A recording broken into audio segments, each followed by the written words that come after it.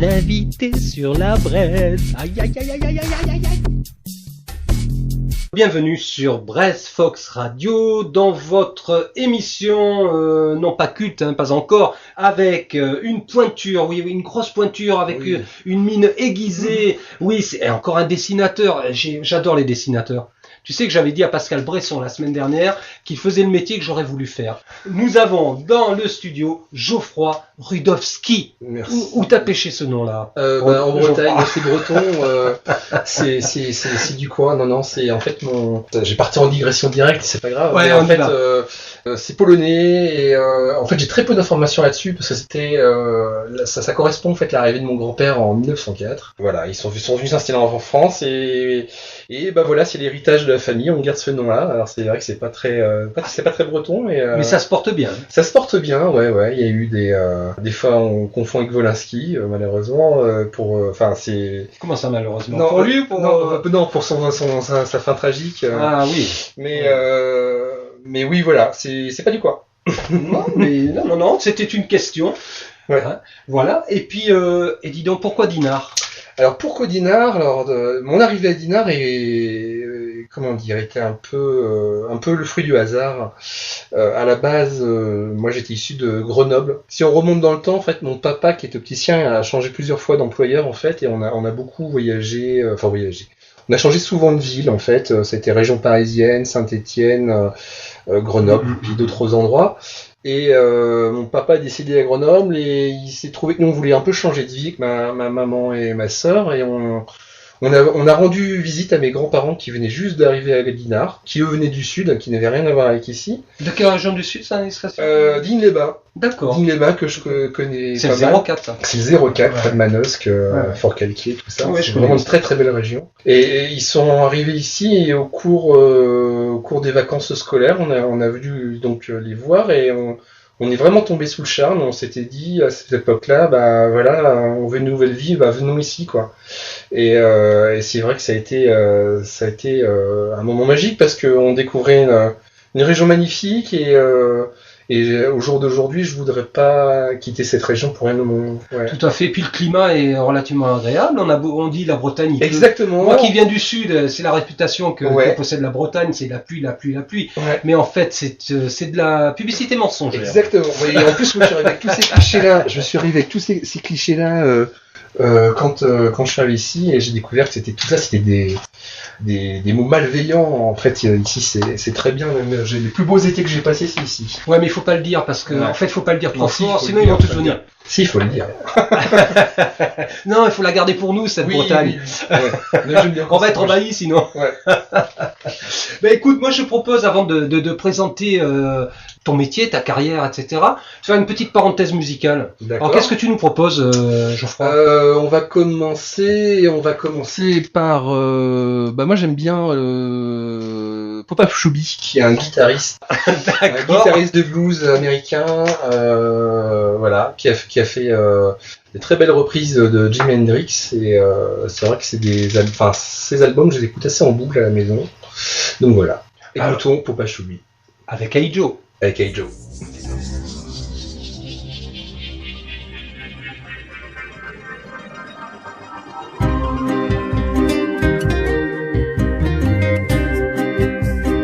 Braise Fox Radio.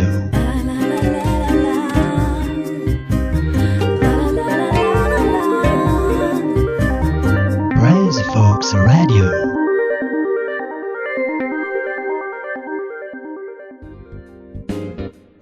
Unidiver, le webzine des actualités culturelles à Rennes et en Bretagne. Unidiver, le magazine sans langue de bois qui tire l'information vers le haut. Unidiver, culture, art, loisirs, santé, psycho, philo, société. Unidiver sur le web, www.unidiver.fr.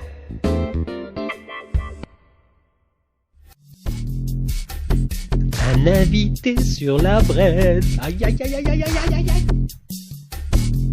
Bienvenue sur Braise Fox Radio pour ceux ou celles qui prennent cette émission en cours de route qui s'intitule Un invité sur la braise. Elle porte bien son nom parce que parfois ça chauffe dans cette émission, hein, ça saigne. Et aujourd'hui, on a un artiste talentueux, il faut le dire, Il s'agit de Geoffroy Rudowski, dessinateur BD et autres. Ouais, graphiste. Qu'est-ce que je fais faire encore? T'inquiète pas, je couperai.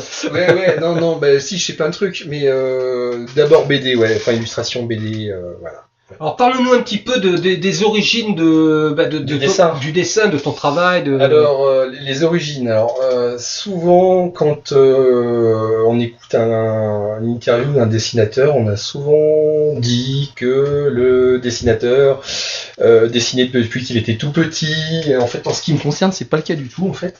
Je dessinais pas plus que ça quand j'étais petit et j'étais même assez mauvais, je crois, parce que jusqu'au tout mon collège, j'avais des notes pitoyables.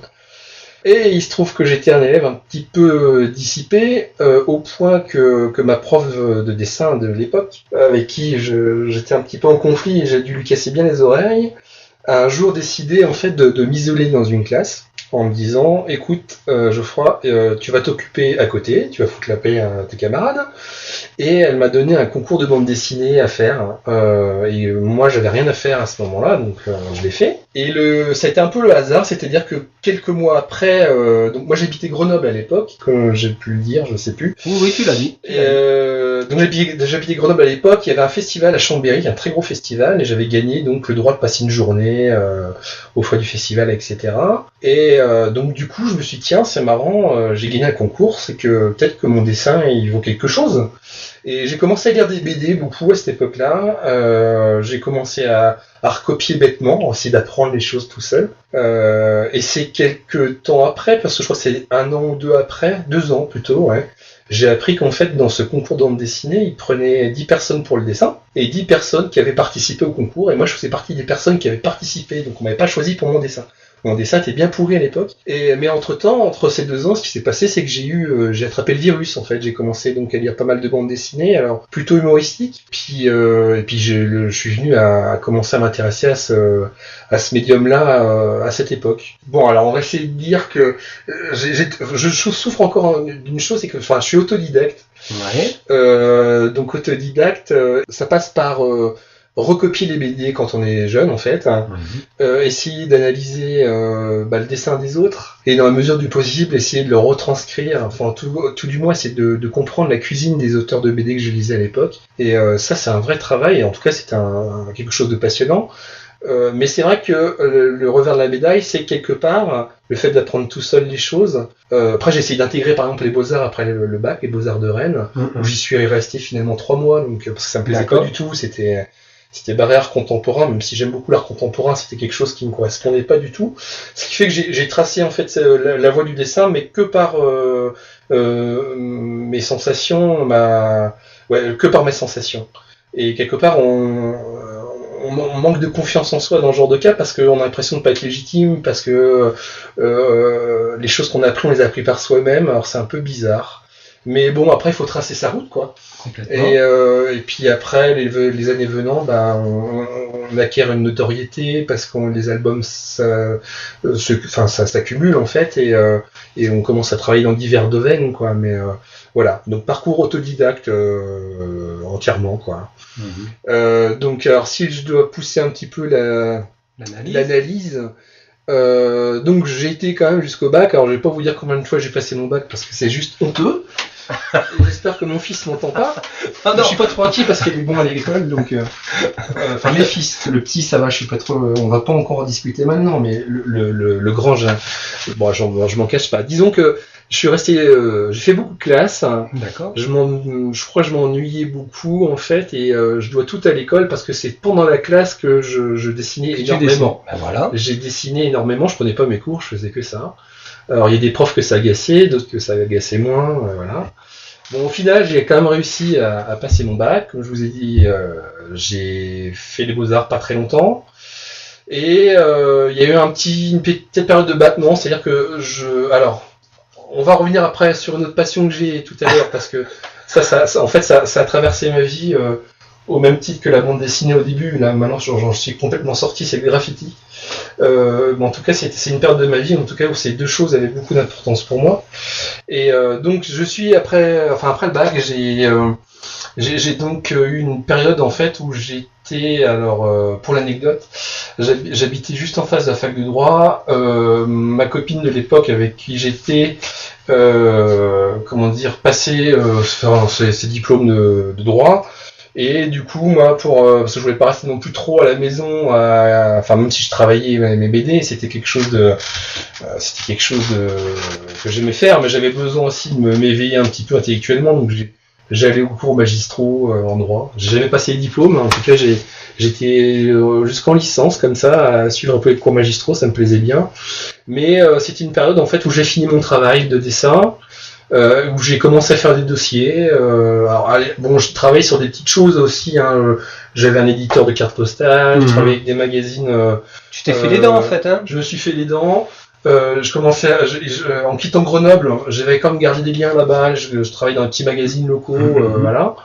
Et ce qui s'est passé, donc à cette époque-là, j'ai commencé à envoyer des dossiers un peu partout, en me disant, parce que je suis un gros lâche niveau bande dessinée, dessin, etc. C'est-à-dire que j'ai jamais eu le courage, et même encore d'ailleurs, je dois le reconnaître, de prendre mon carton à dessin sous le bras, parce que c'est pareil, comme je disais tout à l'heure, il y a un truc qui est très bizarre, j'ai l'impression de pas être légitime dans ce travail-là. C'est très bizarre, hein. Faudrait que je fasse une analyse dessus, mais donc c'est vrai que le fait de démarcher avec son carton à dessin et de le présenter à quelqu'un, c'est quelque chose que je trouve juste abominable. Je sais pas si j'en aurais été capable. Donc voilà, à cette époque-là, j'ai fait mes petits dossiers, mes petites photocopies, parce qu'il n'y avait pas d'internet à l'époque. Et j'ai envoyé partout où je pouvais. Et j'avais pas forcément de réponse parce que voilà. Jusqu'au jour. Alors attends, jusqu'au jour. Ouais. Une petite parenthèse musicale. D'accord. Et oui, on se garde la surprise pour après. On va pas tout dévoiler. Oh non, bah oui, il faut un peu de suspense quand même. Alors, on va prendre Cypress Hill, voilà. Tu m'as fait découvrir ça tout à l'heure. C'est Black Sunday. Voilà, c'est un album que j'aime bien d'ailleurs. Et on vous retrouve juste après avec Geoffroy. À tout de suite.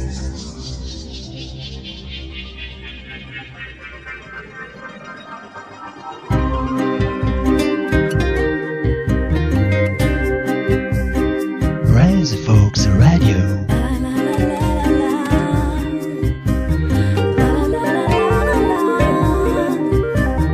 Res Folks Radio.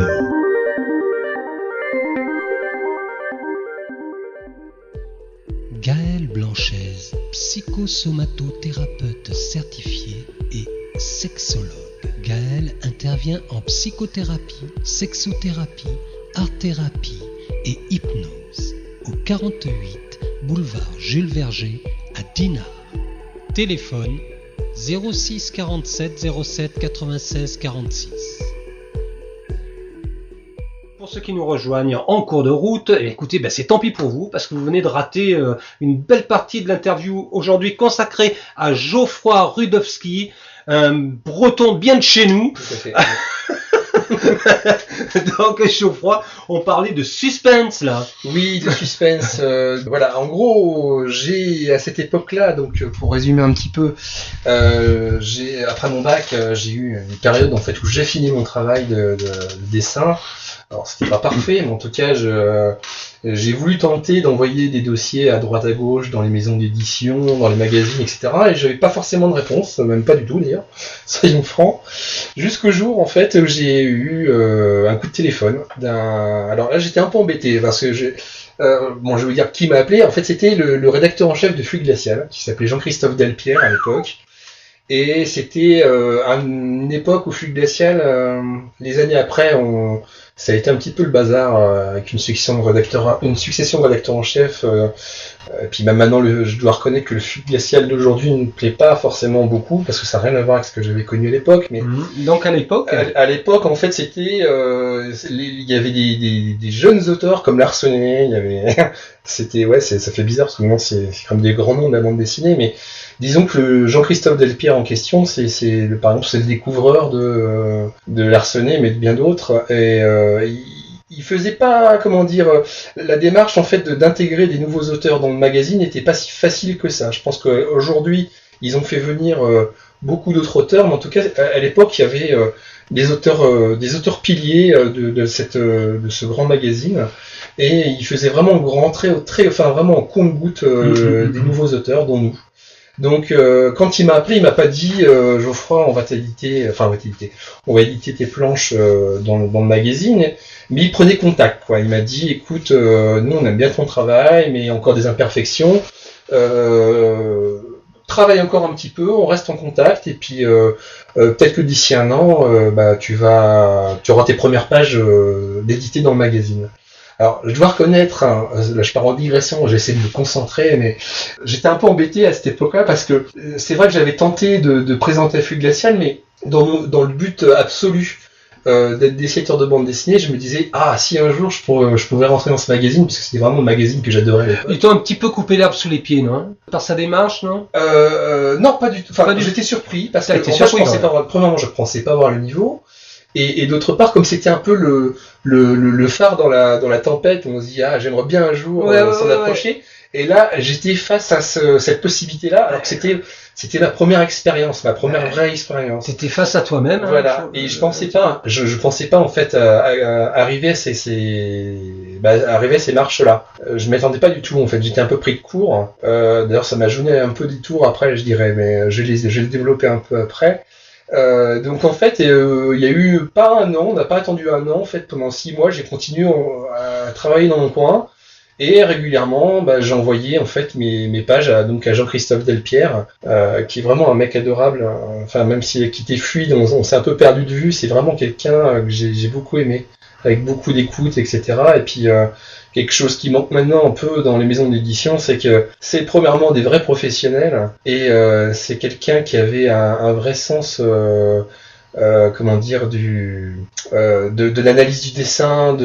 C'est les gens qui ont des analyses du dessin, c'est des gens qui des fois qui dessinent eux-mêmes. Et lui, c'était pas le cas. Mais par contre, il avait vraiment une vraie vision, un vrai regard, une vraie vision. Les choix qu'il a fait, ils étaient toujours très très bons. Faut dire ce qui est, parce que après ils ont galéré un peu, je crois, à Fluide pour trouver l'équilibre. Je pense que maintenant ça commence à être un peu plus équilibré, mais il y a eu une vraie perte de battement. Enfin bref, voilà, donc pendant 6 mois j'ai envoyé mes pages, et puis un jour il m'appelle et il me dit écoute, c'est bon Geoffroy, tu nous envoies l'histoire, elle nous plaît bien, tu nous envoies les originaux, quoi. Parce que c'est vrai qu'à l'époque moi je travaillais vraiment ce qu'on appelle la couleur directe. Parce que j'ai pas d'ordinateur, je faisais tout à la main. C'était avec des lavis gris, je me souviens. Bon, l'histoire était assez bidon. Je vais pas la développer là parce que c'était un peu bidon. Mais en tout cas, c'était la grande fierté parce que c'était vraiment le magazine. Tu m'étonnes. Le magazine. Alors déjà, c'était, j'y croyais pas, quoi. J'ai du mal à réaliser que j'ai dans l'immense studio de BFR. Une pointure, quoi. Non, pas une pointure, mais en tout cas, j'étais amateur de BD grave quand j'étais gamin, quoi. Flux Glacial. Flux Glacial, moi j'ai eu plusieurs phases, j'ai eu Spirou, Flux Glacial. J'ai eu Pilote aussi. Pilote, j'ai pas connu. Moi j'ai eu Pilote. J'étais plus pif quand j'étais gamin avec mon grand-père qui m'achetait ça quand j'étais en vacances chez lui. Il m'achetait ça, je crois que c'était un mensuel, il me semble, mais en tout cas, ça Petit gadget. Encore, bien qu'à l'époque, j'avais pas l'attrait du dessin, en fait, j'étais plus consommateur, ça me bien sûr, les gamins, quoi. Donc voilà, arrivé à Flux Glacial, première page qui arrive, alors on est fou. Là, le bonheur total d'aller en kiosque et puis de voir ces premières pages, là, c'est un sentiment indescriptible. On est complètement neuneux parce que je me souviens, c'est la première fois que j'étais réellement payé. Et là, j'ai pris conscience que ça pouvait être vraiment un métier. J'étais bien payé et j'étais tellement neuneux de ça émerveillé. Je me souviens même que j'avais fait photocopier le premier chèque que j'avais reçu de Flux Glacial parce que pour moi c'était quelque chose de tellement magique, voilà. Et il s'est passé que c'est vrai. Alors pour revenir sur ce qu'on entend souvent sur les auteurs de BD, il y en a certains qui vont dire ouais, c'était la galère au début, c'était la galère. En ce qui me concerne, je peux pas dire que c'était la galère parce que j'ai eu, comme je vous disais tout à l'heure, 2-3 ans, on va dire, où j'ai fini mon travail et en fait ça se débouchait en fait sur Flux Glacial. Mais à partir du moment où en fait j'ai eu ma première publication à Flux Glacial et après il y en a eu d'autres parce que j'avais eu la confiance de Jean-Christophe Delpierre pour le magazine, donc régulièrement il faisait appeler à moi pour alors j'avais pas de série à l'époque, mais c'était des histoires que je lui proposais, qu'il essaie de placer, autrement c'était des illustrations pour des rubriques du journal. Et à partir du moment en fait j'ai eu les portes qui se sont ouvertes, à flux glacial, eh bien, les magazines en particulier, auxquels j'avais envoyé aussi des maisons d'édition qui avaient fait lettres mortes, elles ont pointé le bout de leur nez. Alors, forcément. Ça a commencé d'abord par le journal de Mickey. Alors là, j'ai commencé à faire. Il y avait une rubrique jeux qui s'appelait Comic Zone à l'époque, où donc on faisait les jeux, on faisait des petits strips, c'était très sympa. Et après, j'ai enchaîné quasiment simultanément avec Spirou, qui pareil était vraiment pour moi un journal où j'aurais jamais cru mettre les pieds dedans. Alors c'est pareil, c'était des petites choses, parce qu'en fait dans Spirou il y avait des séries, mais entre les séries il y avait des histoires qui étaient écrites par des scénaristes comme j'en oublie le nom, donc je vais pas les citer, mais en tout cas des grands scénaristes. Et puis on est là, t'es là un peu pour combler les trous, mais moi j'étais ravi, hein. C'était Zidrou par exemple. D'accord. Avec Zidrou, j'avais fait des histoires, etc. Et puis donc tout s'est ouvert, sauf là je reviens un petit peu en arrière. Au moment de Flux glacial, il y a eu aussi une maison d'édition mais pas maison d'édition, un magazine qui s'est ouvert à moi, avec lequel je collabore toujours et qui m'a ouvert de nouvelles voies que j'aurais jamais pensé. C'est Science et Vie Junior. Donc j'ai commencé à Science et Vie Junior. Alors là c'était pareil, j'avais pas d'ordinateur, donc c'était tout à la main. J'envoyais mes originaux par la poste. C'est vrai qu'à l'époque, je passais beaucoup de temps à la poste et beaucoup d'argent pour envoyer les colis en chronopost. Et oui. Ouais, c'était une autre époque. Mais donc voilà, il y a tout s'est ouvert d'un coup en fait. Et voilà, donc ça c'était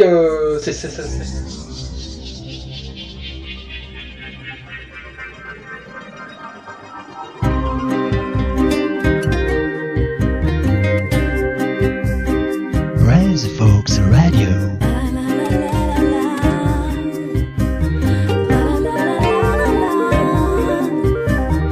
Rise Folks Radio.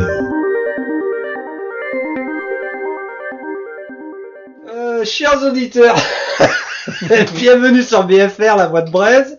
Bon, je vous assure, on n'a rien bu, hein. Non, pas du cidre. Donc, je suis avec Geoffroy Orinowski. On se marre un petit peu parce qu'en fait, on est allé faire une petite pause, hein, entre deux fichiers, comme on dit. Et puis, du coup, on a perdu un peu le fil de la discussion, mais c'est pas grave, on va se remettre dans le bain. Donc, Geoffroy, tu nous as parlé de ta période Science et Vie Junior, voilà. Ouais, voilà. Et on passait à autre chose. Voilà, on va passer à autre chose. Donc voilà, donc ce que je disais précédemment, c'est que là où souvent des auteurs vont dire que ils ont mangé de la vache enragée pour arriver à être publiés, je dois reconnaître que mon début était plutôt facile parce que tout s'est ouvert d'un coup, donc d'un coup j'étais édité dans Flux glacial, Spirou, Journal de Mickey et puis Science et Vie Junior à l'époque.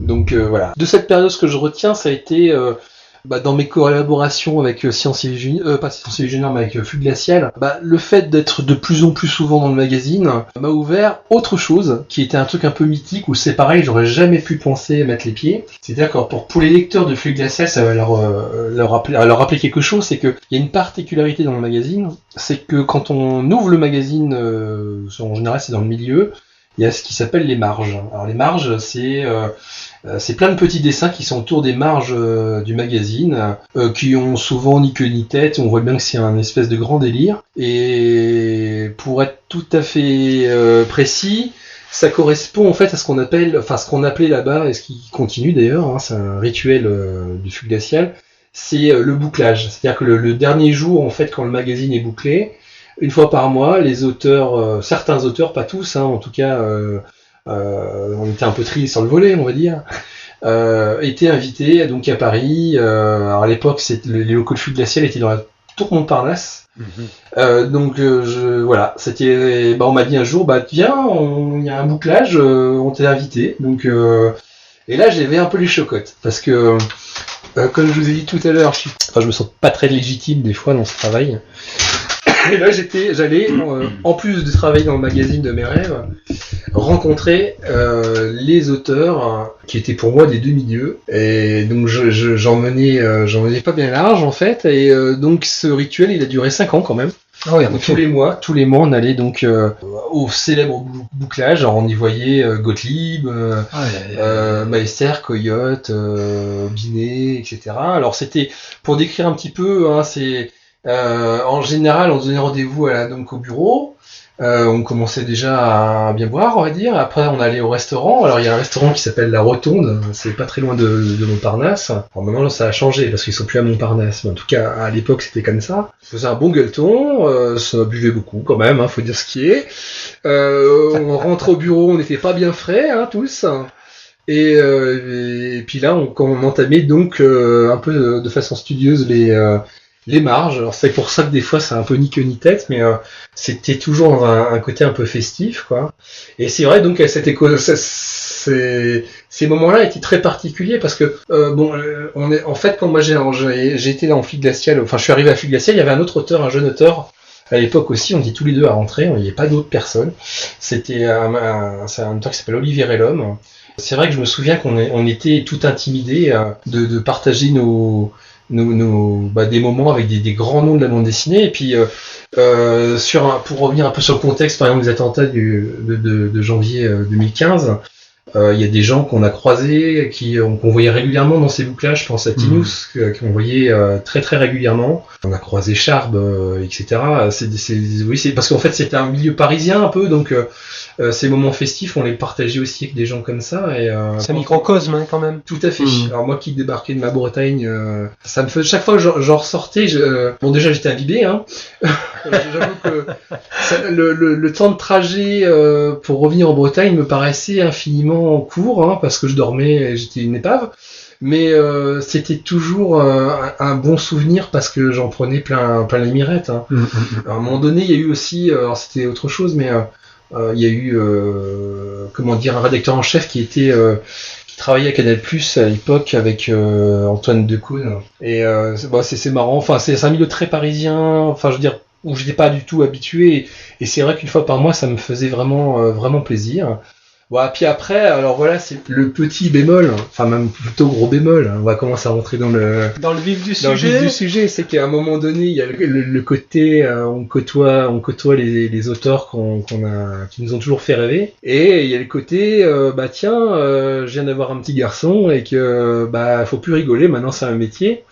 Et si c'est un métier, il faut en vivre. Et là, j'ai commencé à m'interroger parce que le fonctionnement de Flic Glacial, en tout cas pour moi qui était jeune auteur, c'était très particulier, c'est-à-dire que comme j'avais pas de série, on était là un peu comme pour les autres magazines d'ailleurs, on était là pour boucher les trous. Et à l'époque, on était payé, alors c'est un peu technique, mais en tout cas, on n'était pas rémunéré quand on rapportait nos pages, on était payé uniquement à la publication. Et cette période coïncide au départ donc du rédacteur en chef qui a fait appel à moi, qui s'appelait Jean-Christophe Delpierre, excusez-moi, je bafouille. Et il y a eu à cette période-là une succession de rédacteurs en chef avec qui on s'entendait plus ou moins d'ailleurs. Et il y a eu c'était un moment un peu conflictuel avec aussi bien la direction qui était Flammarion à l'époque, le niveau rédacteur en chef, les piliers en fait du magazine. Et des fois, il pouvait arriver que le rédacteur en chef me commande en fait des pages, et ces pages, elles voyaient jamais le jour puisque en fait, il n'y avait pas d'accord avec le comité de rédaction et les rédacteurs en chef. Et mon petit garçon venant de naître et moi ayant besoin d'avoir un vrai boulot, ça commençait à être un c'est pas une question d'avoir un vrai boulot. Le vrai boulot, tu l'avais. C'était une question d'avoir des revenus. Voilà. Tout à fait, c'était ça. Et c'est là à un moment donné où en fait on laisse passer les étoiles, c'est ce que j'allais dire. On essaye d'être un peu plus pragmatique et on se dit non, on peut pas accepter ça. Ouais, c'est un univers en fait impitoyable. Et d'autre part, c'est pareil aussi, tout n'est pas rose. Il y a des gens avec qui j'avais vraiment une grande amitié. Je pense à une personne qui nous a quittés aussi au cours de l'été, c'est Coyote. Alors Coyote, il n'y a pas que lui, mais en tout cas particulièrement Coyote avec qui j'ai passé beaucoup de temps avec lui, et puis c'est vrai qu'on a un trait l'un et l'autre qui se rapprochent, parce que moi c'était vraiment quelqu'un que j'ai admiré, et j'ai vraiment, son travail m'a beaucoup influencé. Comment on travaillait un peu à l'ancienne l'un et l'autre, avec la plume et l'encre de Chine, je sais pas, on s'aimait beaucoup. Et il m'a donné des conseils. Il m'a dit aussi arrête de lire des BD, essaye d'être toi-même, quoi. Et à partir de ce, c'est vrai que j'avais pas forcément conscience du truc, mais c'était à ce moment-là en fait où je me suis dit faut un peu lâcher tout ça et puis essayer de voir son trait personnel, et parce que au départ mon trait était pas très personnel, je dirais, il y avait beaucoup trop d'influence. Je dis pas qu'il y en a encore maintenant, il y en a encore, hein. Mais en tout cas c'est vrai qu'à partir de ce moment-là j'ai voulu un peu faire quelque chose, avoir des albums, etc. Et il se trouve qu'à cette époque-là, avec Coyote, on avait, c'était pour moi c'était le début de la fin pour Fluide, parce que avec Coyote, il était prévu qu'on fasse une série tous les deux. Alors lui au scénario, avec une amie à lui qui s'appelle Nini Bombardier, et on devait faire une série qu'il a finalement fait chez le Lombard, qui s'appelle Les Voisins du 109. Et donc initialement, je devais faire les dessins, donc on a commencé à travailler ensemble, le casting, etc., machin. Et j'étais un peu embêté parce que à l'époque, c'est vrai que les Échos, quand moi j'étais réjoui de faire cette chose avec lui. En plus, c'était quand même un des piliers de Fluide Glacial quand même. Hein. Puis c'était à l'époque où, Little Kevin marchait extrêmement bien. Enfin, pour moi, c'était un peu rêvé de travailler avec un bonhomme comme lui. Eh bien, étonnamment, les échos qu'on me faisait à moi concernant ce projet-là n'étaient pas forcément positifs, et je pense qu'ils avaient un peu peur de lui dire, en fait, et moi j'aimais pas trop le double discours à cette époque-là, du fait que mon fils soit né, que j'avais besoin de concret. Tu penses qu'il y a eu un manque de franchise Totalement. Je pense totalement qu'il y a un manque de franchise, et à un moment donné, ça ne correspondait plus à... Ça correspondait plus à pas mes envies, mais en tout cas, je me sentais un peu trahi trahi c'est un peu fort, mais en tout cas, je me sentais pas écouté et je trouvais ça pas très correct vis-à-vis non plus de ce grand personnage, voilà. D'accord. Et du coup, je suis un peu comme ça, c'est vrai des fois, mais ce soir-là, j'ai écrit à tous les dessinateurs que j'avais en mail, etc., pour leur annoncer mon départ. Donc ça a été un peu pas violent, mais en tout cas je leur ai dit c'est fini, je m'en vais, quoi. Et étonnamment, moi ça a été un renouveau pour moi. Pour l'anecdote, en fait, Coyote a quitté le magazine 6 mois plus tard. Alors faut savoir qu'entre ces 6 mois, il me faisait vraiment la gueule, hein, parce que il avait pas trop apprécié que je parte de cette famille. Mais pour moi c'était quelque chose de définitif et je voulais pas revenir là-dessus, voilà. Très bien. Est-ce que on se fait une petite parenthèse musicale? Tout à fait. Est-ce que tu nous as raconté? Ouais, c'est super lourd, mais j'essaie d'être un peu plus léger, quoique je sais pas. Tiens, on va prendre Cake, qui est un groupe que j'aime bien, et une interprétation de I Will Survive de Gloria Gaynor, et j'adore cette version-là qui est assez pop, enfin ça bouge, j'aime bien. Je te remercie.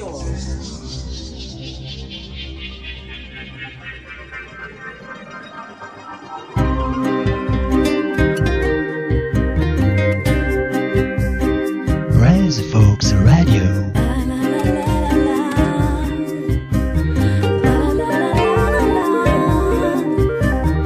Braise Folks Radio.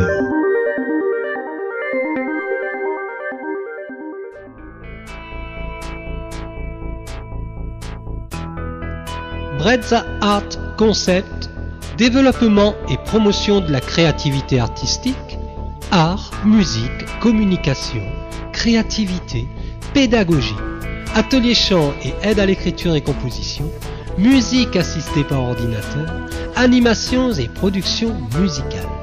Contact 06 30 12 38 74 et 09 99 80 06 64.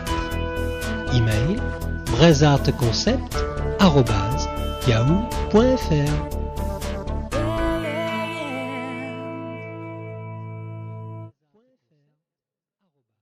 Bienvenue sur Braise Fox Radio dans votre émission Un invité sur la Braise avec Geoffroy Rudowski, dessinateur, grand dessinateur qui nous en a...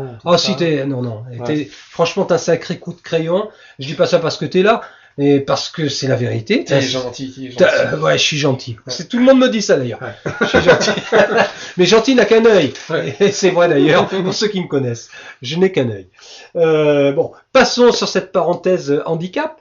Et donc, Geoffroy, On va passer à la période après-flux glacial maintenant. Ouais, l'après-flux glacial. Alors l'après-flux glacial, ça a été assez rapide puisque j'ai l'impression d'ailleurs que tout était plus facile à l'époque. Enfin, c'est bête à dire, hein, mais les choses se sont enchaînées assez rapidement. C'est-à-dire que j'ai dû le dire au tout début, hein, je pense, quand j'étais étudiant, même bien avant, j'ai eu deux passions en fait. J'adorais la bande dessinée, donc je travaillais ma bande dessinée, mais pas que. J'adorais le graffiti. Voilà. Alors, non, tu n'en as pas parlé du graffiti. Je n'ai pas parlé du graffiti. Non. Alors le graffiti, c'est pour moi c'était important. Enfin, c'est important. C'est né d'un quiproquo en fait, et pareil, comme quoi des fois la vie fait des quiproquos qui font que je me souviens, j'étais en 3e et il y a eu des graffitis dans mon collège et je sais plus pour quelle raison X ou Y, en tout cas un pion a été persuadé que j'en étais l'auteur parce qu'il m'avait vu, je sais pas, gratter un mur avec mon ongle, je ne sais plus. Et j'avais eu le droit à l'époque, je me souviens, à un avertissement et puis un mercredi à devoir nettoyer les chaises, les tables, etc., les chewing-gums, enfin un truc assez. Et je me souviens que même mes parents à l'époque, ils n'avaient pas trop apprécié ils m'ont pas engueulé d'ailleurs parce qu'ils savaient très bien que j'étais quand même. T'étais innocent. J'étais innocent. Et du coup, d'être accusé en fait à tort du graffiti, ça m'a vraiment super vexé. Je trouve ça injuste, mais super injuste. Et je les connaissais ceux qui faisaient ça en fait, et je commençais à un peu les suivre. Ils allaient déjà faire des graffitis dans les terrains vagues et tout ça. Et c'est vrai que ça me donnait bien envie en fait, la réflexion. Et puis je trouvais que dessiner avec une bombe de peinture, ça pouvait être un peu sympa quoi. Et voilà, c'était donc on va dire mes années lycée. Bon, j'ai commencé à utiliser des bombes et me faire la main avec. Alors c'est vrai que c'est toujours un peu décrié le graffiti, mais il y avait un côté un peu excitant aussi parce que c'était un peu une société secrète.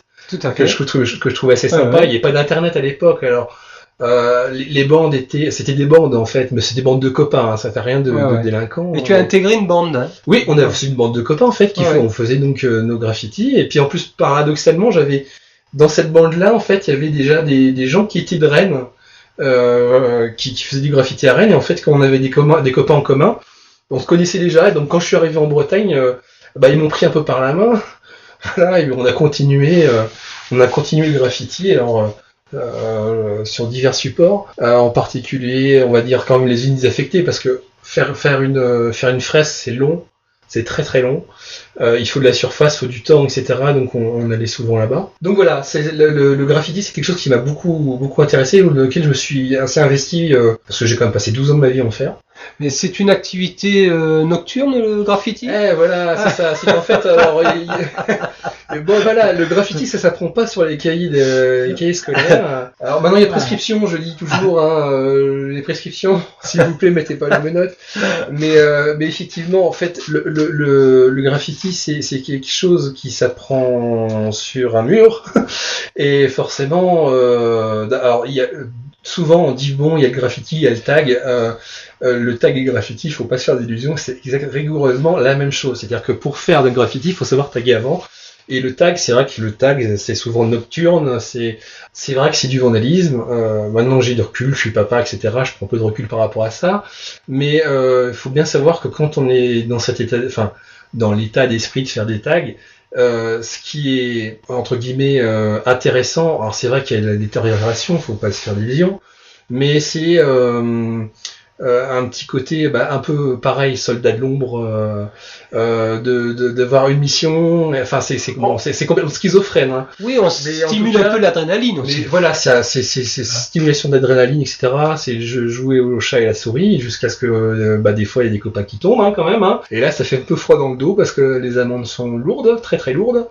J'ai des amis qui sont tombés méchamment, et c'est là où on relativise un petit peu, parce qu'après on n'a pas non plus envie d'avoir des ennuis, et puis après il y a aussi notre démarche, et comme je le disais tout à l'heure, c'est que faire une fresque c'est long. Si on veut faire quelque chose de joli, de beau, on est obligé de s'installer dans une autre démarche que ce qu'on appelle le vandal. Moi c'était plus mon truc, parce que moi déjà je voulais faire du dessin, donc j'ai un dessin qui est un peu chiadé, donc je voulais faire pareil sur mur, voilà.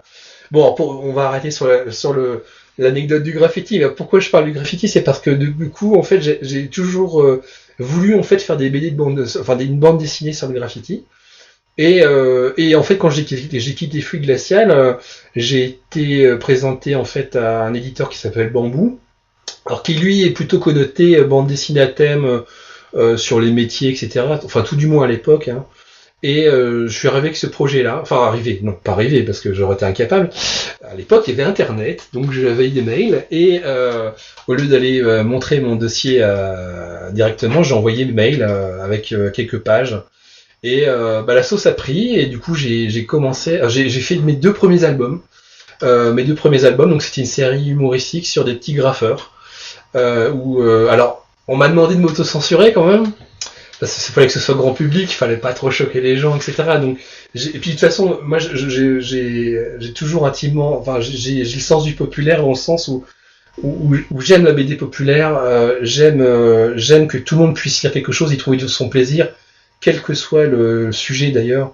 Et c'est en ça d'ailleurs, tous les albums que j'ai pu faire, même des albums des fois très alimentaires, j'essaye toujours d'être assez, honnête dans ma démarche et faire quelque chose qui soit apprécié de tous. Abordable, apprécié. Enfin voilà, pour moi, c'est la notion de populaire est importante.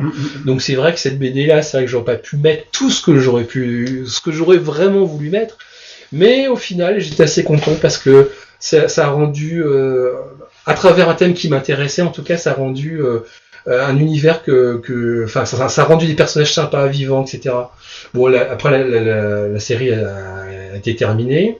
Et donc de cette période-là, j'ai enchaîné d'autres albums, j'ai changé d'éditeur entre temps, j'ai commencé à éditer chez Soleil. Alors là, on va rentrer dans le people. Alors, avant de rentrer dans le people, on va se faire une petite parenthèse musicale. Tout à fait. Alors, qu'est-ce que tu vas nous proposer ? Les Suprêmes d'Inde. C'est un groupe que j'aime beaucoup, qui n'existe plus, je crois.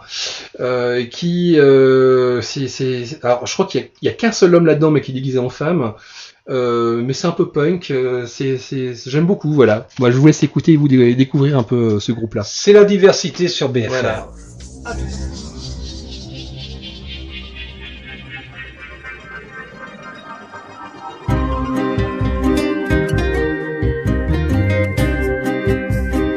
Rise Folks Radio.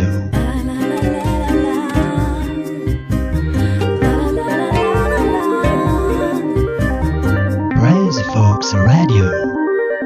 Bienvenue sur BFR dans votre émission Un invité sur la braise avec notre invité Geoffroy Rudowski, dessinateur qui nous raconte tout sur l'univers étrange et passionnant de la bande dessinée. Alors Geoffroy, passons à l'aspect un petit peu people. Alors voilà, l'aspect people, parce que ce que j'ai dit tout à l'heure, je tiens, en tout cas dans mon travail, il faut dire que j'ai un travail sur le dessin humoristique, je sais pas si je l'ai précisé pour les gens qui connaissent pas. Là, c'est un travail sur l'humour, donc déjà c'est pas non plus une démarche, c'est forcément déjà une démarche plus populaire qu'une BD, par exemple un roman graphique, etc. Bien que j'aimerais bien un jour en faire un, parce que c'est quelque chose qui me touche beaucoup. Disons que moi, mon médium, c'est ça, c'est le populaire. Et il s'est passé que, en fait, un peu, pas involontairement, c'est tout simplement, c'est que des fois, entre 2 albums, on a besoin de croûter, on a besoin de payer ses factures, et quand un éditeur nous appelle pour dire, ah tiens, Geoffroy, on a pensé à toi pour un truc, et on dit, pourquoi pas. Alors en fait, donc j'avais fait ma série sur les petits graffeurs qui s'était terminée, qui n'était pas reconduite par mon éditeur. Et à l'époque, pareil, un peu vexé, je dois reconnaître. Je me suis dit tant pis, j'ai tenté ma chance ailleurs, et j'avais rien en fait j'avais aucun projet en fait dans les pattes, mais j'ai fait un book en fait avec tous mes dessins, et j'ai commencé. Alors à l'époque, c'était Soleil, à qui j'avais envoyé, c'est pareil, toujours aussi lâchement, j'ai envoyé des mails, et dans la demi-heure, il y avait 2 directeurs de collection, le grand directeur de chez Soleil et un autre directeur de collection, à qui j'avais envoyé au même moment, mais ils étaient pas au courant l'un et l'autre, c'est ça qui était très drôle, mon book, et dans la demi-heure, ils m'ont répondu. Un directeur de collection qui savait pas trop, dont le dessin leur plaisait, mais savait pas trop où me situer. il n'y a pas grand-chose à proposer. Et en fait, le grand directeur de Soleil, hein, le directeur éditorial, qui s'appelle Jean Vaquet, m'appelle, donc on se connaissait pas, et il me dit bah écoute Geoffroy, j'ai quelque chose à te proposer, mais je te préviens, c'est un peu particulier, et je vais te faire rencontrer quelqu'un, scénariste, etc. Sur lequel on voudrait travailler, enfin sur un projet. Alors, au départ, je dis qu'est-ce que c'est que ce truc? Et en fait, Tu m'intéresses. le truc, c'était en fait à l'époque, c'était la grande époque où en fait Jean-Claude Van Damme, qui allait sortir, c'est pareil parce que souvent les people, ils ont besoin aussi d'être alimentés par une espèce de buzz autour de leur personne, avait besoin en fait de se refaire une virginité en fait, parce qu'il sortait un film qui s'appelait JCVD, un peu, tu sais, une espèce d'autodérision sur lui, mais en fait, on va dire je pense qu'il était un peu dans le creux de la vague à l'époque, et il avait besoin un peu de rebondir, et J'ai vu ce film. moi, j'ai jamais vu. Ah ben écoute, une réussite. C'est vrai. Ouais. Mais je pense, je l'ai chez moi, mais j'ai jamais. En fait, Une réussite, une réussite. Ouais. J'ai jamais vu, vraiment. Mais voilà, ce qui s'est passé. Alors, je sais pas si c'est mon éditeur qui l'avait contacté, parce que de mémoire à l'époque, c'était TF1 qui était en lien avec lui. Et l'idée, c'était de sortir ces citations qu'on voyait partout sur Internet, là, les citations un peu débiles, où les moments, enfin, tout le monde se régalait d'espèces de propos hallucinants qu'il avait. Et ben, paradoxalement, lui, il était d'accord pour qu'on sorte une BD là-dessus. Voilà, je pense qu'il y avait une négociation de gros sous avec l'éditeur. Nous, on était complètement dehors de ça. Mais ce qui était assez jouissif, c'est que on a fait donc, alors au départ avec le scénariste qui s'appelle Jim, donc on a fait connaissance à ce moment-là. On s'était dit bon, on va se marrer. Après tout, on va se marrer.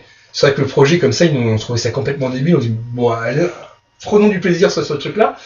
Et je dois reconnaître qu'on s'est bien marré parce que nous, la seule chose qu'on avait négocié avec l'éditeur, on s'est dit un jour on veut le rencontrer, quoi. Au moins avoir ce plaisir-là, voir s'il est vraiment aussi barré que ça. Alors malheureusement, nous on n'a pas pu, on l'a pas vu. Ça c'est un grand regret. Mais on a eu des échos. On a eu des échos parce que le médiateur de cette affaire-là, donc c'était quelqu'un de la production, d'une production de TF1, je sais pas qui, parce que nous on était vraiment le dernier maillot en tout cas. Donc ce monsieur-là faisait le relais entre nous et Jean-Claude Van Damme.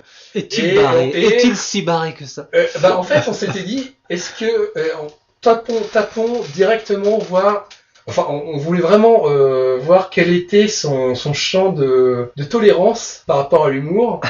Et il faut reconnaître que dès les premières histoires, on s'est dit, on va y aller, on va vraiment le rendre, un personnage, mais vraiment débile.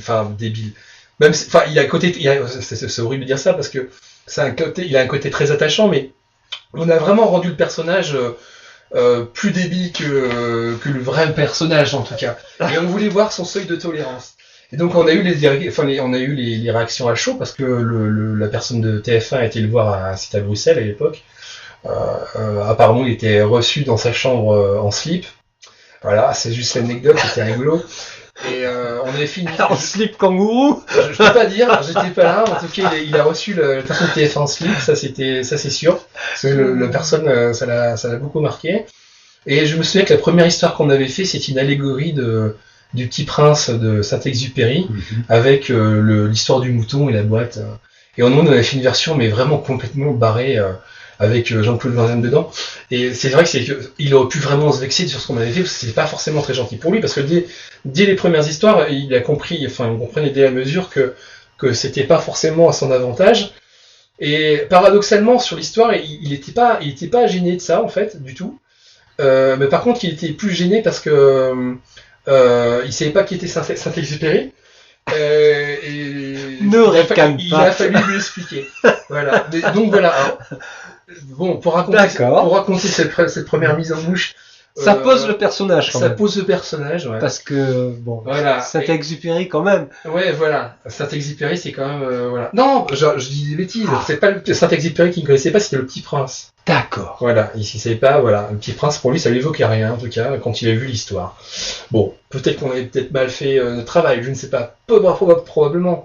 On va dire que c'est ça. Mais donc, on a fait l'album. Et, sauf que, à la fin, on est embêté. Parce que l'album était réalisé et la boîte de prod de TF1, je pense, et Soleil n'ont pas trouvé d'accord d'accord financier avec lui. Donc nous, on était complètement en dehors de tout ça d'ailleurs, tout ce qui était financier. Ils n'ont pas trouvé d'accord et ils étaient embêtés parce que l'album il était fait.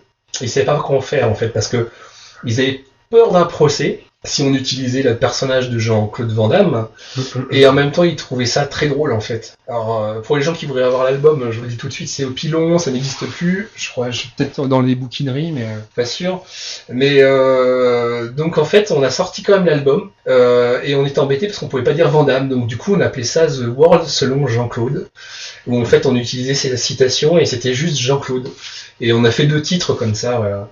Alors ça c'est la rubrique People, mais en fait les rubriques People j'en ai fait d'autres. Enfin, on va en revenir après là-dessus, mais j'ai fait ça chez Soleil.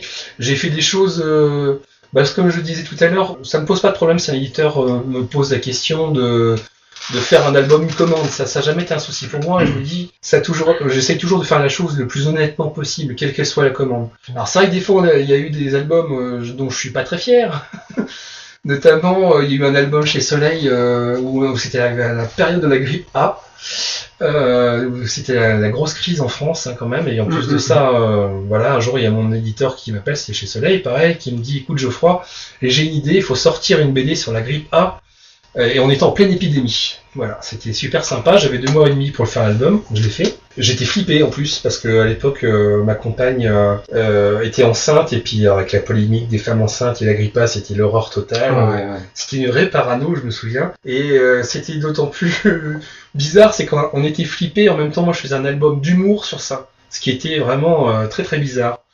C'était des albums un petit peu alimentaires, mais des albums alimentaires, j'en ai fait d'autres. Hein, on va peut-être rebondir après là-dessus. Bien sûr. Hein, Est-ce que on s'est fait une petite parenthèse musicale? tout à fait. Alors, on va se faire du bien aux oreilles avec de la musique. Mademoiselle K. Ah ouais, Mademoiselle K. Qui est vraiment une rockeuse. une rockeuse avec un très grand talent à tous les niveaux et une très bonne guitariste. En tout cas, Geoffroy, non seulement t'as un sacré coup de crayon, mais en plus t'as bon goût. Je sais pas. Mais en tout cas, c'est hétéroclite, ça c'est sûr. Ouais.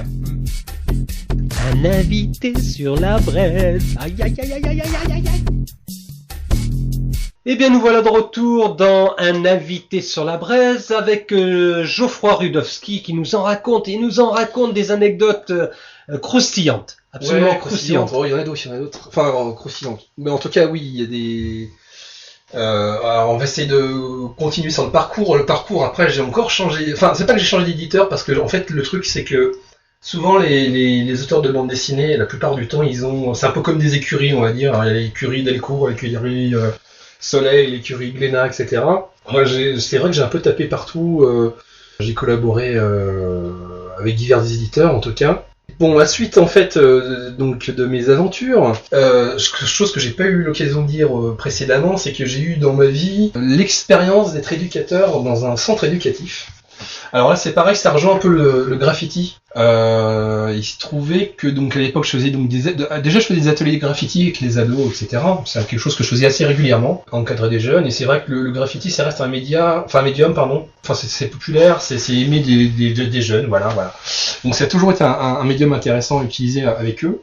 Et j'avais une amie qui était éducatrice, en tout cas à Notre-Dame-du-Roc, qui est un centre éducatif à côté à Dinard, à côté de la Thalassa. Et j'ai intégré un peu par hasard, c'est-à-dire que un jour elle me dit viens nous voir et propose-nous, fais quelques cours avec les enfants, les grands enfants, c'était des ados, à tous les âges, mais c'était principalement les adolescents. Voilà, ce qui s'est passé, c'est que la sauce a bien pris avec ces gamins. Et moi, je les aimais bien, parce que j'adore travailler avec les jeunes.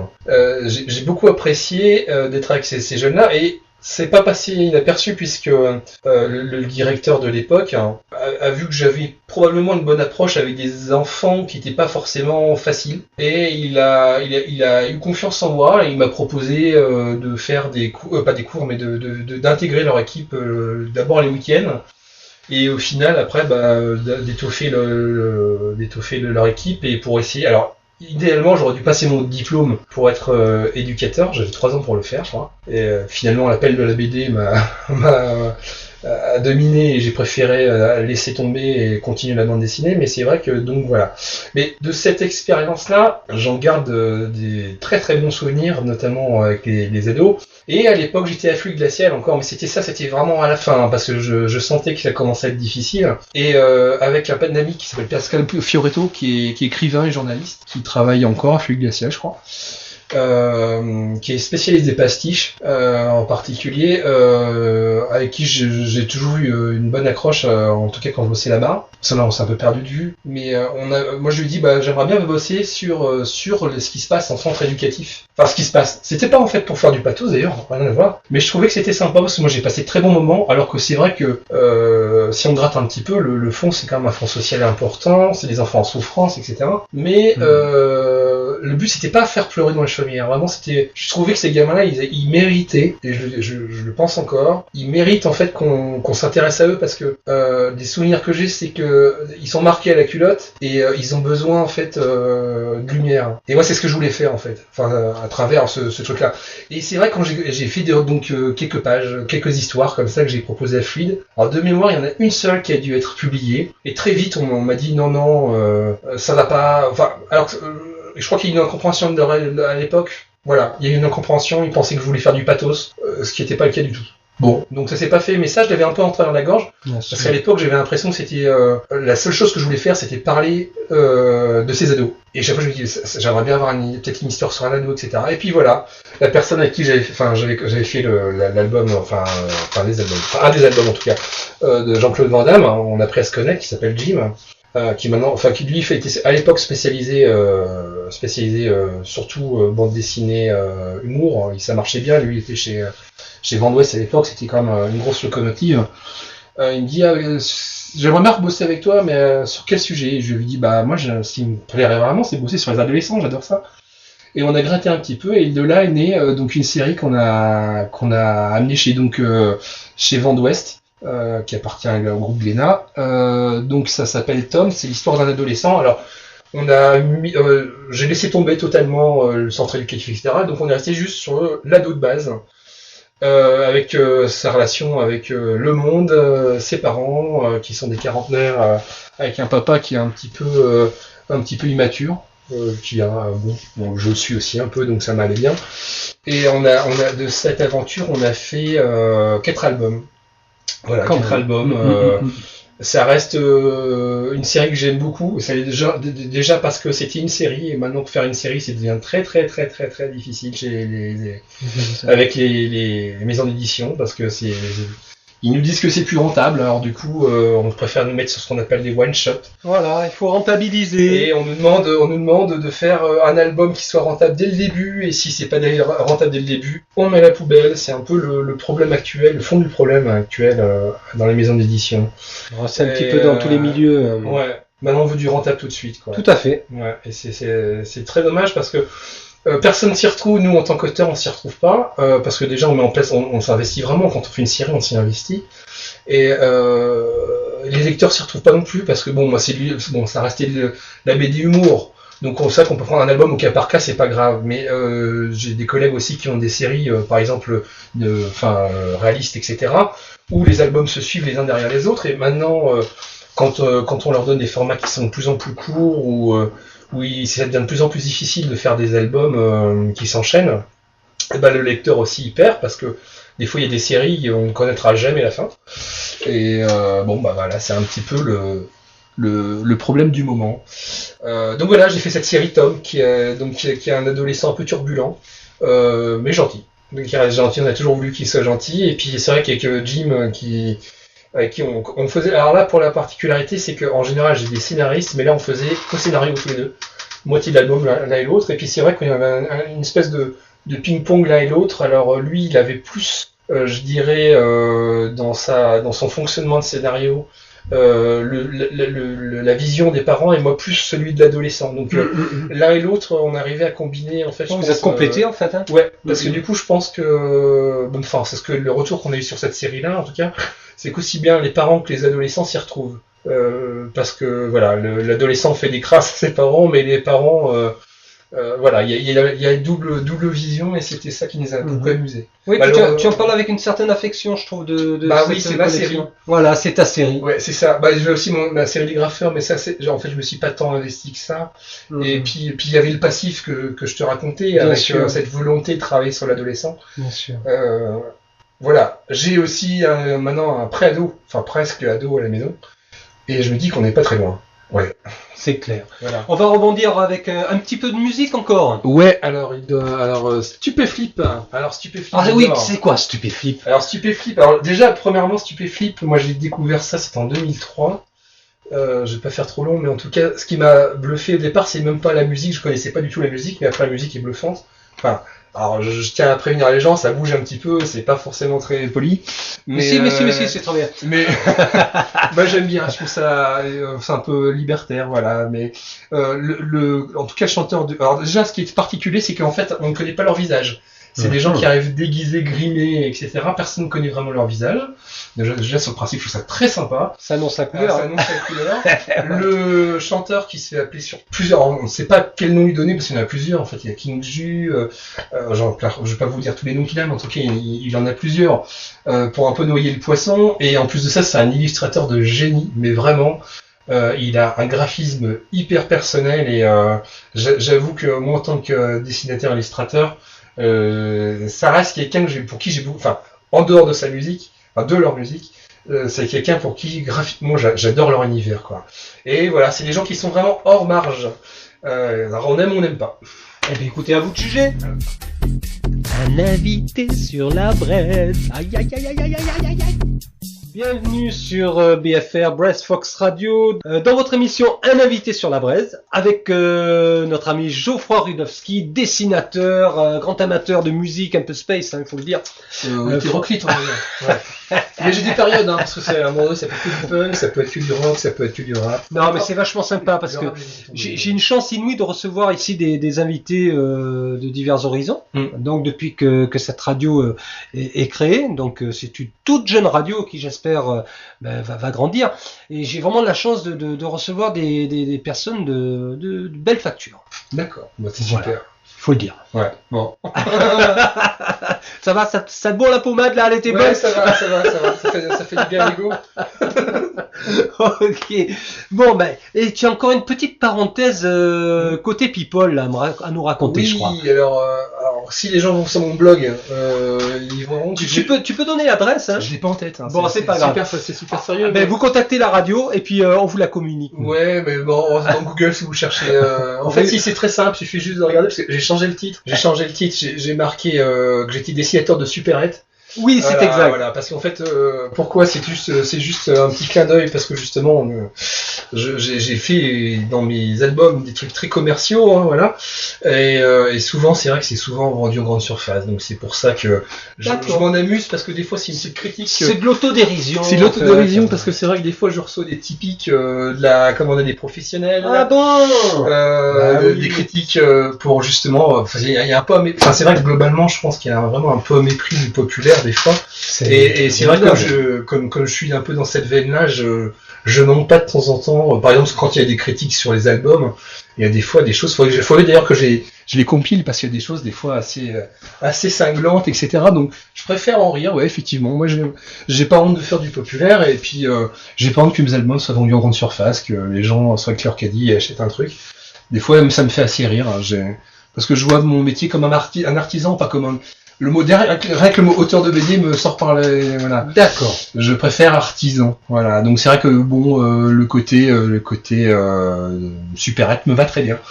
Donc voilà. Mais alors pourquoi j'ai cette étiquette là, c'est parce que c'est vrai que dans les commandes que j'ai pu avoir par mes éditeurs, il y en a une qui a été deux en fait véritablement des vrais challenges en fait. C'est-à-dire que c'était au départ un projet c'est un nouvel éditeur avec lequel j'ai pas travaillé qui s'appelle Guy Delcourt, donc les éditions Delcourt.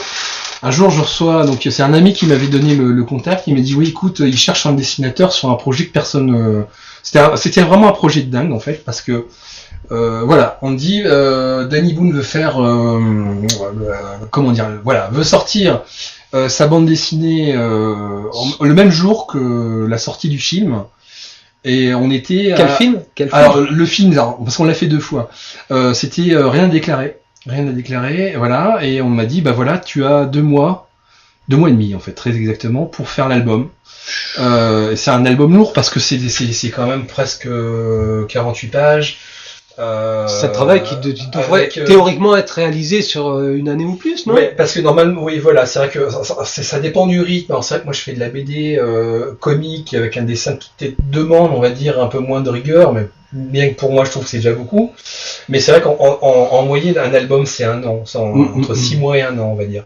6 mois déjà, c'est costaud, mais 1 an en général, c'est. Et là, on a demandé, bah voilà, t'as 2 mois et demi pour faire l'album, et puis dans des conditions un peu incroyables, parce que bon, déjà, ce qui était sympa, c'est qu'on savait qu'on allait bosser directement avec Danny Boone.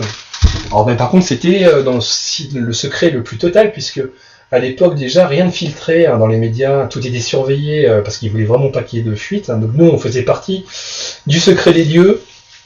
Donc on avait le script, on avait d'autres choses, mais là où la difficulté, c'est qu'en fait, on avait très peu de matière.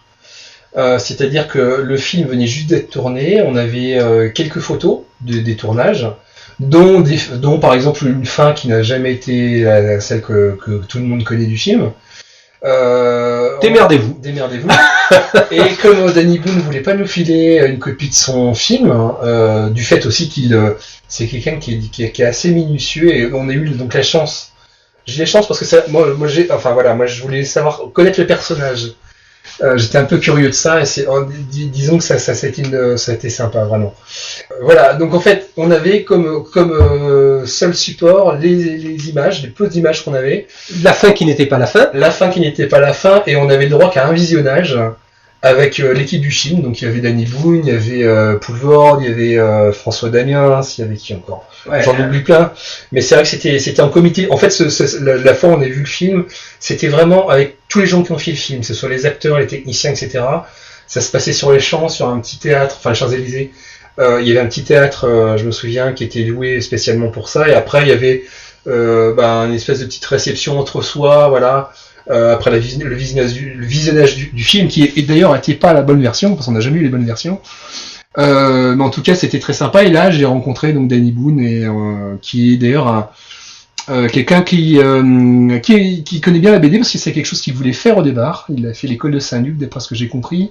L'école de Saint-Luc, pour les gens qui ne connaissent pas, c'est une école aussi de graphisme et publicité, etc., illustration aussi, qui est en Belgique. Donc c'est vraiment quelque chose qui le touche beaucoup, et on s'est pas vu très longtemps, on s'est peut-être vu 20 minutes, mais ça a été vraiment un moment sympa parce que c'est quelqu'un qui s'y connaît en BD, et voilà, on a pu partager. Et tout au long de l'album et des albums, parce qu'on a réitéré il y a 2 ans maintenant, pour Superchondriac, on a refait la même chose. C'est quelqu'un qui, comme il est minutieux, en fait, on a travaillé les roues collées l'une à l'autre, en fait. Jusqu'au dernier moment. Je me souviens que par exemple Superchondriac, c'était pareil dans les mêmes conditions, en fait, pour réaliser l'album, pardon. Mais jusqu'au dernier soir, on devait, parce qu'en fait, comme on avait un délai super court, il fallait que ça parte à l'impression pour vraiment être dans le bon créneau pour sortir le même jour que la sortie du film. On n'avait vraiment pas c'était une course contre le temps, hein. D'ailleurs, c'est ça qui m'a aussi, parce que moi j'aime bien les challenges, en fait, c'est bête à dire. Ça t'a stimulé quand même, hein. Ouais, en fait, moi je suis un peu taré, hein. Je dois reconnaître, c'est que des fois, quand on me dit t'es pas capable de faire un truc, je dis ah bah ok. Je te prends au mot. Je me souviens quand l'éditeur m'a proposé le truc, il dit t'es capable? Ouais, pas de problème. Et j'ai raccroché, après j'étais effaré, j'ai dit mais qu'est-ce que j'ai dit? Donc, mais en même temps j'étais content d'y arriver. Alors, rien que ça, j'étais content. Et c'est vrai que donc pour revenir, c'est vrai que jusqu'à la fin pour Superchondriac, je me souviens que le dernier soir, on devait rendre les fichiers à l'imprimeur, hop, mail de Danny Boone pour dire excusez-moi les gars, en fait j'ai changé des scènes. Et changement de scène pour une BD qui était déjà qui était finie en fait, bah ça voulait dire recomposer une page à nouveau, et puis il a fallu faire ça au dernier moment, aux dernières nuits, c'était crevant. Bon, ça c'était le côté sympa. Cette espèce de proximité avec lui, et puis c'est vrai, c'est un vrai, enfin, ce que j'en ai vu en tout cas, c'est un vrai gentil. Je pense pas que ça étonnera les gens. Qui a aussi la culture du populaire. Alors, De vous à moi, je suis pas non plus très fan de son cinéma, hein, mais ça reste quelqu'un de humainement, en tout cas, accessible. Et ça, c'est quelque chose que j'ai apprécié. Ce qui n'est pas le cas de tous les comédiens. Non, et même pour l'anecdote, c'est même quand on s'envoie les vœux, on se répond. C'est très sympa. Et j'ai eu l'occasion pour d'autres éditeurs, alors, de faire des choses qui n'ont pas été concrètes, hein, parce que souvent quand on travaille dans la BD, il y a des phases de travail qui vont accoucher sur rien du tout en fait, et des fois on est sollicité, et des fois on m'a sollicité sur d'autres projets avec des gens connus, je pense par exemple Baffy par exemple, Laurent Baffy, je vais faire un truc avec lui. Mais là, on sent qu'il y a une distance. Déjà, entre nous, il y a 10 personnes. 10 personnes. Ouais, il y a des filtres, hein. Il y a beaucoup de filtres et les attachés de presse, des trucs comme ça. On sent on veut pas mélanger les genres. Juste pour l'anecdote, je sais que je me souviens qu'en tout cas avec Danny Boone, d'ailleurs c'était assez drôle. Enfin, ça fait, sur le coup, je trouvais ça assez drôle. C'est quand la première fois qu'on s'est vu, donc on devait bosser donc ensemble, on le savait. Lui, comme il savait très bien qu'il allait avoir un regard direct sur le truc, il me dit attends. Donne-moi ton numéro, je te donne le mien, etc. pour qu'on ait un contact direct. Et là, ça a été le baston des attachés de presse de mon éditeur, du sien. Parce que non, surtout pas, non, c'est nous qui gérons ça, laissez. Donc, ce qui fait que c'était ridicule parce que, voilà, on mettait des liens des personnes interposées, et puis au final, on avait toujours un contact direct, hein, de toute façon, quoi qu'il arrive. Mais c'est vrai que souvent, quand on bosse avec des people, il y a ce côté-là, hein, il y a un côté, on est un petit peu ouvrier à faire la tâche, et puis il faut se taire, quoi. Bien sûr. C'est vrai que quand on a l'occasion de pouvoir échanger comme ça, c'était assez rigolo. Ouais. Voilà. Annonçons le jingle quand même. Oui, je vais lancer un jingle, bien sûr. Je lui fais signe avec le doigt, on va couper. Ouais, on ne pas, mais... Parce qu'en fait, on va rebondir sur autre chose après. Ouais. Un invité sur la braise. Aïe, aïe, aïe, aïe, aïe, aïe, aïe, aïe. Bienvenue sur Breads Fox Radio dans votre émission intitulée Un invité sur la Breads avec Geoffroy Rudowski. C'est la dernière ligne droite, Geoffroy. Attention, la question qui tue. Ouais. Les projets. Alors les projets, question qui tue, super projet. Non, en fait, en même temps, je suis désolé, je suis obligé de passer par une petite phase de digression, mais c'est pas grave. Je sais pas si mon ami Pascal, qui est passé par ton micro, a eu l'occasion d'en parler, parce que mais c'est vrai que le métier de la bande dessinée commence à devenir un peu difficile pour les auteurs. Je crois que déjà l'année dernière, ils en avaient un petit peu parlé dans les médias. Il y avait des manifestations. Bon, on pourrait disserter sur l'origine de la manifestation, où moi je partage pas tout non plus, parce que en fait, il y a un vrai problème en fait dans la bande dessinée actuelle. Depuis quelques années, en tout cas, il y a une surproduction incroyable, qui fait que nous auteurs, on a de plus en plus de mal à enchaîner les albums. Et en plus de ça, on nous demande régulièrement de raboter nos prix de page, etc. Et ça devient vraiment problématique, parce que les choix éditoriaux sont des fois ubuesques, et que personnellement, je pense que c'est vraiment contre-productif, aussi bien pour les lecteurs que pour les auteurs. Bref, trop de choix, et en plus de ça, des choix, c'est un peu paradoxal de ma part, parce que c'est vrai que j'ai fait quand même beaucoup de choses commerciaux qu'on m'a commandé. Je le dis bien, je le renie pas, je suis très content de les avoir fait, parce que j'essaie toujours de rester dans la démarche de faire les choses le plus honnêtement possible. On peut me demander n'importe quel sujet. En tout cas, moi, dans ma démarche, j'essaie de le faire le mieux possible, et sans... voilà. Maintenant, on peut s'interroger sur les choix éditoriaux. Si on me demandait, est-ce que tu penses de faire une BD sur les films de Danny Boone, je dois dire très honnêtement, je sais pas si ça vaut, c'est très pertinent. Je pense que ça c'est un cadre qui colle plus au cinéma, donc c'est plus un DVD ou un lecteur Blu-ray, mais en termes de bande dessinée, je comprends bien que ce soit mal vu, et puis ça rentre dans une production qui sert à... en mon égard, je trouve pas ça très pertinent. Mais le problème, c'est que nous, on commence à en pâtir un petit peu, parce que je vous disais tout à l'heure, c'est que les séries qu'on a lancées ou qu'on lance, ça devient des vraies parties de bras de fer avec les éditeurs pour pouvoir les prolonger, pour pouvoir les continuer. Donc les projets, moi à l'actuel, je suis encore lié. Alors j'ai une nouveauté là qui est sortie en décembre, qui est une reprise de série en fait qui s'appelle Sarkozix, les nouvelles aventures de Sarkozix. Alors il y a eu déjà un premier cycle fait avec Luc Panot, qui commence à être un scénariste assez connu en ce moment, et puis un dessinateur qui s'appelle Basile, qui eux qui ont fait la première saison. Donc normalement, je touche du bois. Il se peut que dans l'année, je fasse donc le deuxième épisode de cette nouvelle, ce nouveau cycle.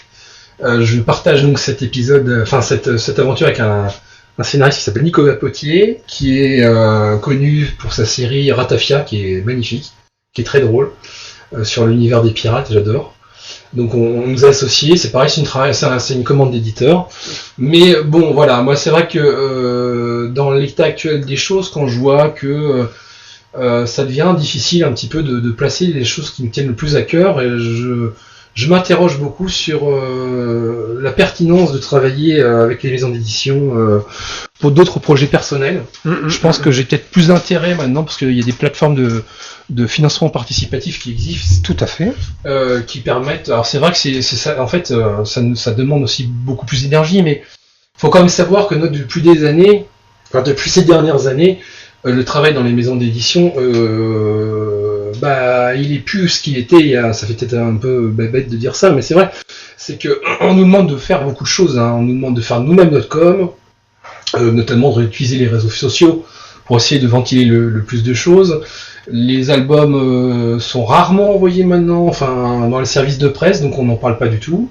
Je ne parle pas des dates des dédicaces qui des fois sont inexistantes. Là, j'ai sorti donc cet album-là sur Sarkozy au mois de décembre. J'ai eu une date de dédicace parce que c'est mon ami Pascal qui m'a sollicité et on a pu le faire, mais je peux pas dire que de l'éditeur j'ai eu cette démarche-là, et ça devient un vrai problème parce que nous avons besoin de rencontrer le public, nous avons besoin aussi de nous faire connaître, et il y a des services de presse qui sont pour ça, je veux dire. Et ce travail n'est clairement plus fait, et c'est pas normal. On nous demande aussi de plus en plus de faire un travail de montage de livres. Moi je connaissais rien en ordinateur, j'ai tout appris. Maintenant je sais monter un livre tout seul, donc c'est pour ça je me dis, je suis dans une autre dynamique actuellement. Je me dis que je dis pas que je vais arrêter de travailler avec les éditeurs. Mais disons que tu t'interroges quand même. Je m'interroge sérieusement, et d'autre part, je pense vraiment qu'à un moment donné, il faut que pour que les auteurs déjà arrêter ce cycle infernal de surproduction de bande dessinée. C'est ouais.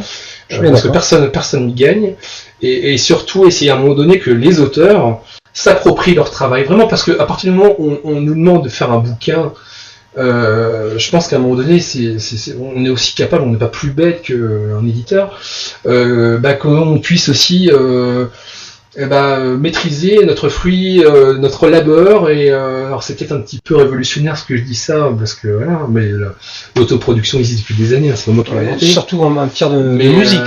Ouais, mais je crois que maintenant, à partir du moment où il y a un système qui est fait, et je pense intimement que le système qui nous est proposé en tant qu'auteur, c'est un lien qui est absolument pas différent qu'un lien qu'on peut avoir qu'une banque. C'est-à-dire que l'éditeur, des fois, on a l'impression que c'est un lien de banquier à particulier, qui nous avance de l'argent le temps qu'on fasse l'album, et puis après, moi j'ai fait 15 albums par exemple, sur 15 albums, j'ai jamais eu un seul droit d'auteur.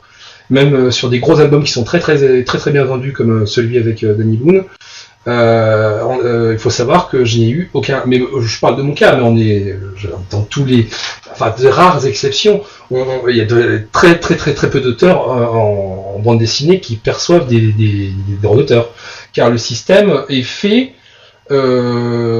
pour que que ça soit pas forcément dans notre vers nous que ça revient, et quelque part moi ça me met en colère actuellement, parce que je crois qu'on est on doit à un moment donné aussi percevoir, alors ça fait peut-être très matérialiste, mais le métier de la bande dessinée, c'est un métier très solitaire, où on perd beaucoup de plumes parce qu'on est très isolé. Nos familles en prennent plein la gueule, j'allais dire. C'est pas facile pour elles, parce que c'est inconfortable financièrement, et ça demande beaucoup de temps, c'est-à-dire pas de week-end. C'est-à-dire on part en vacances, mais papa il travaille. Ça demande beaucoup de sacrifices pour beaucoup de monde, et finalement nous en tant qu'auteurs, j'ai quand même le sentiment que là on va dans le mur. Donc si on continue comme ça, je vois pas le métier continuer. Il va y avoir un écrémage naturel, parce que les gens sont usés. Bien sûr. Et je pense qu'à un moment donné, il faut se poser la question de savoir si on est capable de faire un livre, pourquoi le faire donner toutes nos billes à un éditeur qui, au jour d'aujourd'hui, défend mal notre bouquin, quoi. On peut aussi défendre nous-mêmes notre bouquin. C'est ce qu'on fait déjà sur les réseaux sociaux. On envoie nous-mêmes nos albums en service de presse, on a nos propres réseaux avec la presse nationale, etc. On arrive à le faire nous-mêmes, mais souvent c'est rageant de se rendre compte que c'est à nous de le faire. Donc si c'est à nous de le faire, je pense qu'à un moment donné, on n'a plus besoin d'eux. Voilà. C'est un peu mon coup de gueule. Ouais, donc voilà. Tu as raison de t'exprimer sur la question quand même. Voilà, c'est un peu mon coup de gueule, et c'est pour ça que maintenant j'essaie d'avoir une autre démarche. Je me dis que, bon, idéalement, j'aimerais arriver à cette autonomie, en tout cas, de mon travail, et aussi partir sur d'autres supports. Par exemple, je vous disais que j'ai adoré, quand j'étais éducateur, être parmi au contact des jeunes. Au contact des jeunes, c'est un truc que j'aime bien, discuter, etc. Machin. Depuis des années, on me dit, est-ce que tu donnes des cours de dessin, etc. Est-ce que tu fais des ateliers Enfin, j'ai fait des ateliers avant, c'était graffiti. Bon, le graffiti, ça fait 12 ans que j'ai arrêté. 13 ans maintenant. Mais plusieurs fois on m'a dit, est-ce que tu donnes des cours de dessin, enfin des BD en particulier, et là depuis peu en fait c'est une démarche que j'ai envie de faire, en tout cas sur la région, notamment proposer mon travail même en périscolaire dans les écoles, bien sûr, ouais, et tout aussi bien dans les médiathèques du coin, enfin même des actions commerciales, par exemple dans les grandes centres. Des fois on est sollicité par les centres commerciaux pour faire des animations, donc c'est vrai que c'est mon but en fait, c'est un peu ça, c'est un peu arrêter de mettre tous les œufs dans le même panier des maisons d'édition, etc. Essayer de s'approprier son travail et de le gérer soi-même, parce que on n'est pas plus bête, et je dis bien, j'espère que les auteurs m'entendent, j'aimerais bien qu'il y ait cette prise de conscience que on n'est pas plus bête qu'un éditeur, et qu'on est bien capable de gérer nous-mêmes nos bouquins, surtout quand c'est mal fait actuellement. Voilà, donc moi c'est mon objectif en tout cas pour 2016 et les autres années. Et j'espère y arriver, voilà. Eh bien, sur ces belles paroles, entre guillemets, oui, elles sont belles parce qu'en fait, c'est aussi l'envers du décor. Hein. Oui, tout est pas rose. En fait, c'est souvent, tout n'est pas rose. Hein. Souvent, c'est quand on en a des dédicaces. Moi, j'en fais très peu de dédicaces, c'est mon côté ours. Quand j'en fais, c'est avec mon grand copain Pascal, qui est comme un frère. Et c'est là que je vous ai rencontré d'ailleurs. Ouais. Et puis Pascal, on s'est rencontrés. Pascal, si tu m'écoutes, tu sais ce que je pense. Et Pascal, on s'est rencontrés par hasard, et grâce à mon éditeur, Glénat, à qui je ne bosse plus, et je suis très content de plus bosser avec lui. J'espère qu'il va entendre. Mais toujours est-il, c'est que là où je pourrais le remercier, c'est que un jour, il nous a mis côte à côte à Quai des Bulles, et depuis ce jour-là, ben voilà, on s'appelle tous les jours. Ben c'est super.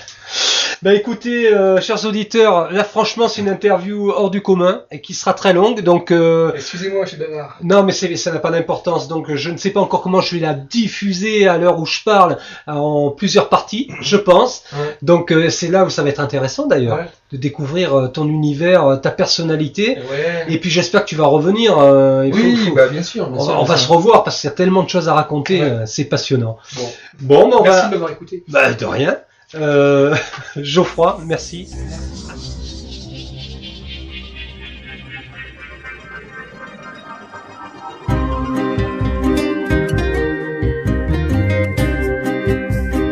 Res Folks Radio.